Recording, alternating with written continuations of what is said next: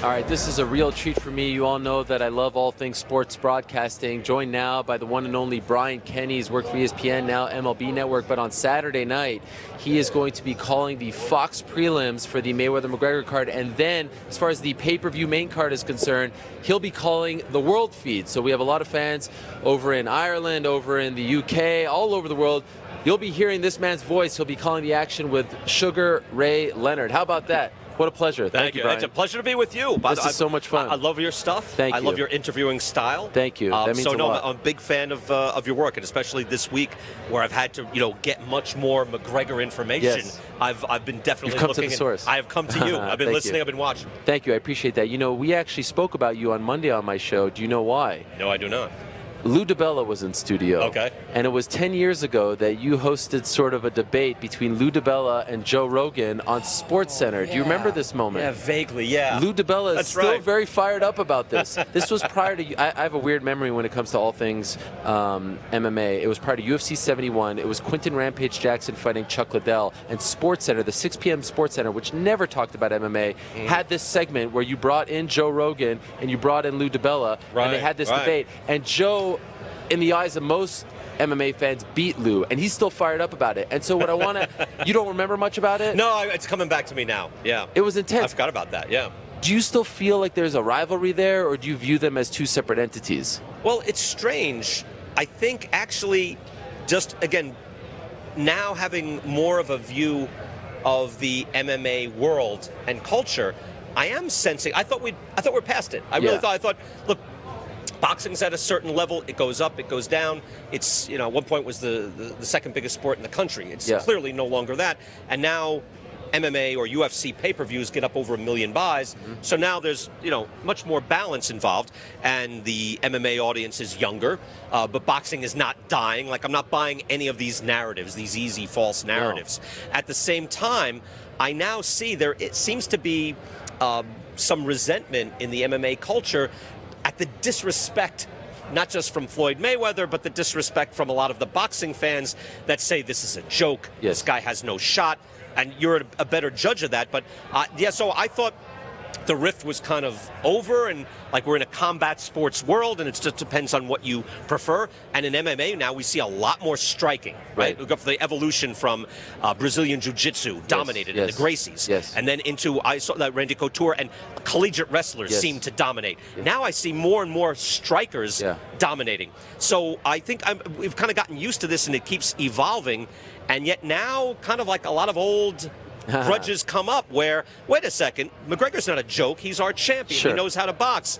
Look, this is, I think, the rising tide floats all boats. I think it, on the by and large, helps. But you are seeing a little bit of that tension between the two worlds. So to be clear, when you found out about this fight, were you in favor of it, or did you kind of roll your eyes? No, I rolled my eyes. I thought it was a joke. Really? Yeah, I'll be honest with you. I just thought, why would this happen? Like, why would this guy I was ignorant, actually. I was ignorant to it. I did not know the extent of McGregor's love of boxing, his background in boxing, and how he actually fought. I'd seen it, but I'm not really studying it. Sure. And so I have a lot more respect for it now. Now, granted, I'm here working it, right? So accept my bias for what it is. I appreciate you being honest about it. But I was ignorant to it, and I don't want to be arrogant boxing guys saying he doesn't even have a chance. He'll never lay a glove on him. Well, plenty of world champion boxers haven't landed a clean shot on Floyd Mayweather. But I look at it now, I'm just kind of fascinated. The probability is the most likely scenario will happen, which is that it's Floyd Mayweather will outclass him in a boxing competition,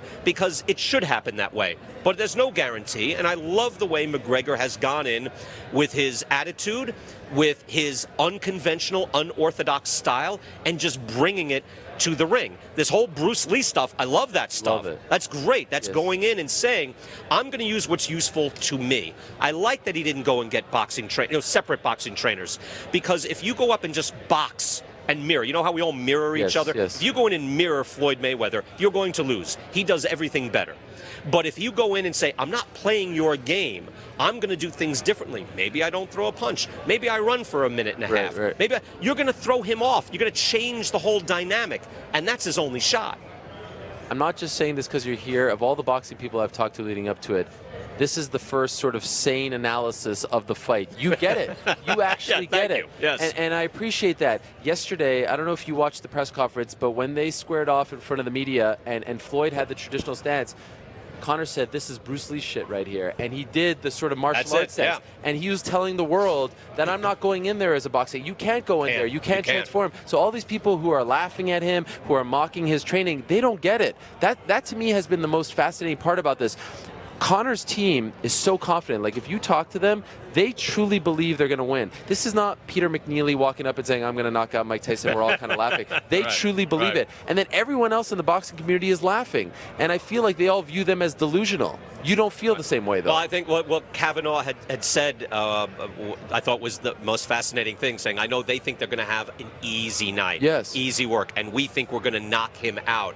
Someone is suffering from a delusion. Yes. So, yeah, being cognizant of, wow, we don't quite get it. But isn't that the fascinating part of it, is that there is some unknown here. And there is some unknown. But you can't underestimate it or overestimate. You can't overestimate the effect of the styles. Styles do make fights. And now you have a guy coming from another world, which is important. I actually wrote about this in my book on baseball. Okay. In that we all get into a groupthink. We all get into a herd mentality. Same thing as you bring a street fighter into the gym. And I remember them telling me this in Catskill 30 years ago when I was in the Customato gym. When you bring in a street fighter off the street, he's tough enough to get in the ring with your boxers, but you don't put him in there. Not because you just don't want to school the street fighter. You don't want the street fighter doing weird things that the boxer doesn't expect. We will all conform. In life and in sports, yes. We all conform. There's this pressure to be part of the herd, and we'll all act a certain way. And if McGregor went in and said, hey, let me do this another way, let me box my way up and have a couple of fights, tune-up fights, let me get used to boxing, within 2-3 years he'll be boxing like everybody else. So maybe there's some wisdom to going in and saying, I'm not playing this game. And I have some examples. Please. Manny Pacquiao against Juan Manuel Marquez. Okay.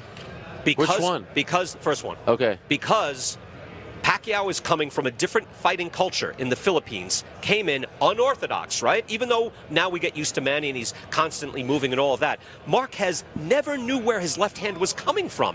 It was alien. Mm-hmm. He didn't know. He got dropped 3 times in the first round. 3 times in the first round, just couldn't understand where it was coming from. And then what happened? He fought him even over the next, 10 years, right? He'd win rounds, he'd lose rounds, he eventually knocked him out, all that stuff. But for that first round, he was fighting an alien creature, didn't know where it was coming from. And I can say the same thing for Prince Nassim Hamed. Yes. He was a huge sensation. Why? He hadn't conformed. He hadn't been forged into something conventional. Yeah. So the more unconventional McGregor is, saying, I'm going to stand in front of you and wait and wait and wait, Floyd's going to have to think, because that's what Floyd does. It's the best possible chance of success. I love it. I love it. Now, Floyd says, if I lose, my legacy isn't tarnished. I feel like he's 100% wrong. I feel like if he loses this fight forever, people will be like, yeah, you were 49-0, but then the last one, you lost to the 0-0 guy. What do you think? A little bit. And yet, look, the guy I'm calling the fight with, on Saturday night, Sugar Ray Leonard. Of course. Right? I had Ray Leonard's record in front of me, right? We're doing Friday night fights. This is like 20 years ago. Okay. And I'm looking at his record. And the first part of his record is here. And then he fought so many times. There was a couple more on the other page. Yeah. And those were like where he lost his last couple of fights, right? And actually Sugar Ray says to me, he goes, hey, forget that page. Forget that. So when we think of Sugar Ray Leonard, we don't think of him losing in his later bouts. We think of him fighting Tommy Hearns. We think of him fighting Roberto Duran. I think we'll remember Floyd. In the now, it will definitely dent his veneer of greatness and invincibility and screw all of you, right? That whole, all his hubris and all that, which is the selling point of the fight, to see him get his comeuppance.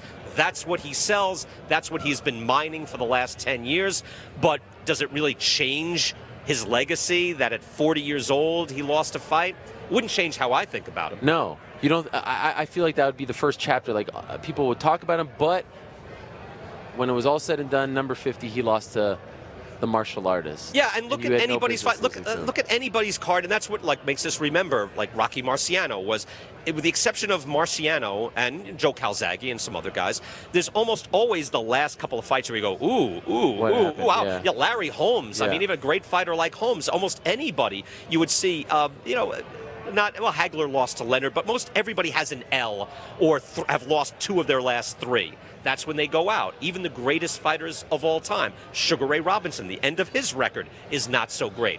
But you don't remember that. Now, here and now, yeah, in the general populace, it'll be a big, I'm paraphrasing Conor McGregor, it'll be a dent to his ego. It will dent him, certainly. But I don't think it changes that this guy was a multi-division world champion and a Hall of Famer. You watch Conor tape, you enjoy him? Do you think he's a fun fighter? Like what you've seen of him? I'm assuming now you've watched his UFC fights. Yeah. He's fun, right? He doesn't waste punches. He's precise. Well, that's it. The left hand. Accurate punches. I'll give you another example. I remember, talking to Winky Wright, and then later talking to Kelly Pavlik, middleweight champion of the world. Youngstown, Ohio.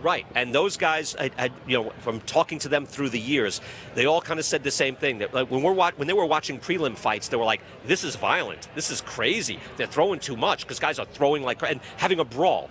The top guys don't like brawls. They like it to be controlled and precise. Kelly Pavlik said, man, I don't throw a punch I don't think is going to land. And that takes years of experience. So actually that experience will serve McGregor very well going into this fight in that, hey, do what Floyd does. Take the air out of the ball. Slow it down. Because if you think you're going to work at his pace, even at the age of 40, he's wrong. If you think that, hey, his guy's going to be good in the late rounds, we all know that ain't going to happen. So his best chance is to be patient and know that, hey, I've got 5, 6, 7 rounds. Think long term here. If I pace myself, if my heart rate is as low as Floyd's, this is good. I can go deep into this fight. And I won't end up like Chico Corrales. I won't end up like Oscar De La Hoya. Everybody fades. I guess, it's not that they fade against Floyd. It's that Floyd stays here the whole way. And that's a tribute to his greatness. Yes. He stays right there. His heart rate, I'd be fascinated to know what it is when he's actually in the ring. The bell rings and people are going nuts first round. And I think he's just like, no, here we go. Right? He's trained himself to think that way. McGregor absolutely has to think that way. And the fact that he's had these mega events in the UFC serves him, I think, very well. That's not like some nonsense thing. The fact that he's been in these events and he won't suddenly be thinking, oh my God, here I am. Because that wastes energy, and you cannot waste any energy against Floyd. I love the fact that when this was first announced, you considered it spectacle. Now you're breaking it down like it's actual sports. And you've come a long way in the span of... Well, I got to show respect. I do. And the fact that he came up, McGregor came up, whatever the incentives were at the time, whatever the world was at the time, MMA made more sense. But you get the sense that had there been more of a structure for boxing in Dublin, he would have been a boxer. He would have loved to have just been a traditional boxer. And that's where his love is. I mean, you can see, you tell me, how comfortable is Conor McGregor on the ground, grappling? Oh, he's fine. He's fine? It looks uncomfortable to me. No, people have said his wrestling isn't very strong. Off his back, he's fine. He's had some submissions. But yes, he prefers to strike. He prefers to strike. I feel like people sort of overrate his uncomfortability. Is that even a word? I don't think so. Discomfort. On the ground. Discomfort. Yeah. There it is. Yes, it's been a long night. I guess I've only seen him like in bad spots then when he's on the ground and it's like, wow, he looks like he doesn't want to be there. Where he certainly doesn't. He knows what his bread and butter is. You'll see a lot of people that go in, when they go down, it's like, hey, I thought he was in trouble. He's not in trouble. He knows exactly what he's doing. Like, I've been trained that from watching the Gracies for years, where it's like, oh, and look, that was like the lesson of MMA and jiu-jitsu was, oh, you look like you're losing. Remember, like in amateur wrestling, if you're on your back, you lost. And now suddenly like, oh, no, now I've got you. It really twisted our heads around. So I see him down there, and I was surprised to see him not have that same level of comfort as most guys who are at that level in the sport. Last thing for you, I can nerd out with you all day about this funny stuff, and you're tremendous. You do such a great job. Allow me to really nerd out here. Okay. I am a die-hard Montreal Expos fan, believe it or not. Really? Believe it or not. Grew up in Montreal. Yeah. Love the Expos. My Twitter avatar still has the hat. You think they ever come back?